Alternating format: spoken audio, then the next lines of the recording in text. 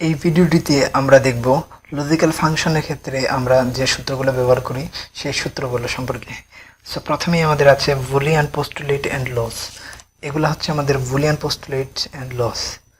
So এখানে আমরা এগুলো সহজে মনে রাখার জন্য আমরা দেখতে পারি 0 এবং x যদি আমরা যোগ করি সাধারণভাবেই এখানে x হবে, x1 যদি গুণ করি তাহলে x যোগ করলে আমাদের x মনে রাখতে হবে, x এর সাথে x যদি গুণ করি তাহলে x, শুধু এগুলোকে আমরা বেশি মনে রাখবো। x এর সাথে যদি আমরা 1 যোগ করি তাহলে 1 হবে, x এর সাথে 0 যদি গুণ করি তাহলে 0, x এর সাথে x প্রাইম যোগ করলে 1, x এর সাথে x প্রাইম যদি আমরা ভাগ করি তাহলে 0।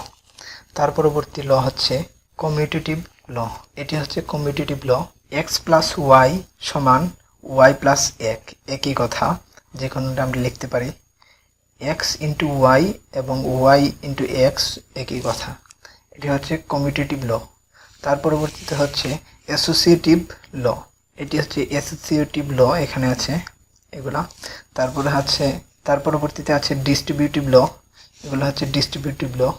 এবং তার পরবর্তীতে আছে ডিমর্গানস ল। ডিমর্গানস ল থিওরাম হচ্ছে এই দুইটা। এখন যদি আমরা এই লগুলো ইউজ করে আমরা একটি ফাংশন সিম্পলিফাই করি, এক্সাম্পল দেখতে পাচ্ছি আমরা এখানে এই ফাংশনটি আমাদের দেওয়া আছে এবং এখানে আমাদের সিম্পলিফাই করতে হবে। এখানে আমাদের আছে a plus B plus C bar bracket whole bar into V bar. তো আমরা প্রথমেই এটিকে ডিমর্গানের ল ব্যবহার করে এই হোল বারটি তুলে দিতে পারি এবং আমরা এইভাবে লিখতে পারি a bar into B bar into c bar, আর এখানে আরেকটি বার আছে, তাই এখানে দুইটি বার। এটি হচ্ছে ডিমর্গানসের ল ফলো করে। ডিমর্গানসের যে থিওরাম আছে, ডিমর্গানসের এই থিওরামটি আমরা দেখতে পাচ্ছি, এটি এই যে এখানে এই থিওরামটি হচ্ছে এটি। তার পরবর্তীতে এখানে আছে আমাদের সি এর উপর ডবল বার।